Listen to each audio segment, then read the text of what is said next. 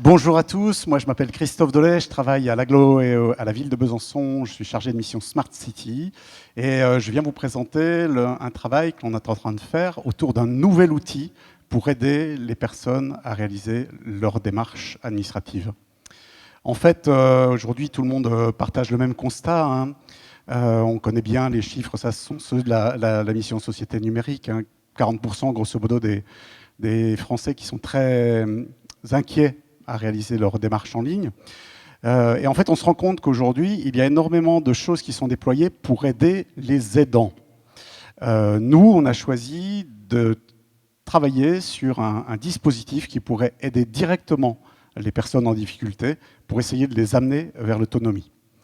Alors, on a la chance d'avoir sur le quartier de Planoise, c'est un quartier prioritaire de 20 000 habitants, un groupe d'accueil des habitants qui regroupe déjà le CCAS, la CAF, le CMS, les organismes logeurs, enfin tout un tas de partenaires qui avaient travaillé déjà, qui avaient fait une enquête auprès des usagers des accueils et qui montre que sur ce quartier prioritaire, 51% des gens sont vraiment en grande difficulté.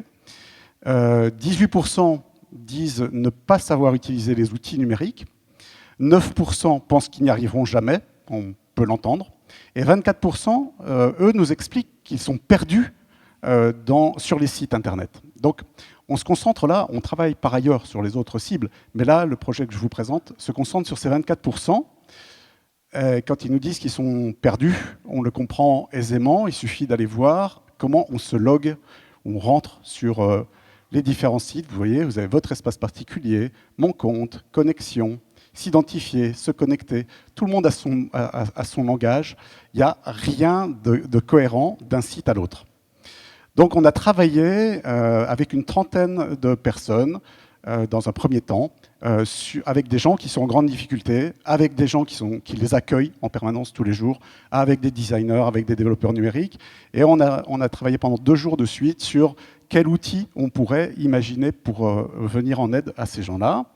Et donc, on est arrivé sur l'idée d'une interface. C'est-à-dire qu'en fait, on crée un outil qui va se placer devant n'importe quel site Internet. Et la personne va toujours utiliser cette même interface pour remplir quelle que soit la démarche qu'il souhaite faire. Et l'interface va aller comme un robot sur le site de la CAF, de la CPM, de Pôle emploi, etc., remplir à la place d'eux. Et donc, on est en train de prototyper ce système qu'on a appelé Mes démarches simplement. On le fait de manière agile, évidemment, c'est-à-dire qu'on développe un prototype, qu'on teste très régulièrement avec les usagers, et nous remonte systématiquement des questions toutes simples, hein. On se rend compte, par exemple, que la CAF, là, on travaille uniquement pour l'instant sur le RSA, l'obtention du RSA et le renouvellement trimestriel du RSA. On se rend compte, par exemple, tout dernièrement, que la CAF n'envoie pas de SMS aux gens qui sont bénéficiaires du RSA pour leur demander tous les 3 mois de renouveler, de remettre à jour leurs données. Par exemple, typiquement, c'est un service qu'on va rendre. Il y a un moment donné, dans le déroulé de la CAF, on arrive sur un gros tableau qui est complexe, alors qu'il suffirait de leur poser la question, c'est ce qu'on va faire sur cette interface, est-ce que vous avez touché des revenus depuis 3 mois? Alors, je reviendrai sur le sujet. Oui ou non, si c'est non, ce n'est pas la peine de leur reposer 50 questions, on passe à la suivante, etc., etc. Donc on simplifie à chaque fois le déroulé de la démarche et on travaille avec des experts sur la simplification du langage pour être sûr, d'une part, que tout le monde comprenne bien, par exemple, la question revenu, ce que ça veut dire exactement, ressources, etc. On va utiliser les bons mots.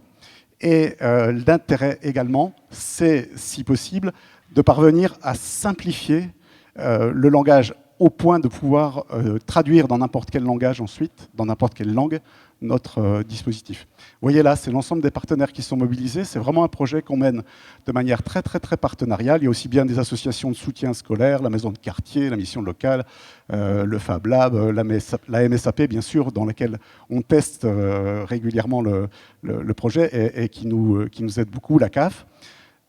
Juste un tout petit point, on est en train de terminer le prototype, il sera disponible en mars. L'étape suivante sera d'élargir à d'autres fonctionnalités que le RSA, et on va aller comme ça le plus loin possible. Voilà, merci beaucoup de votre attention.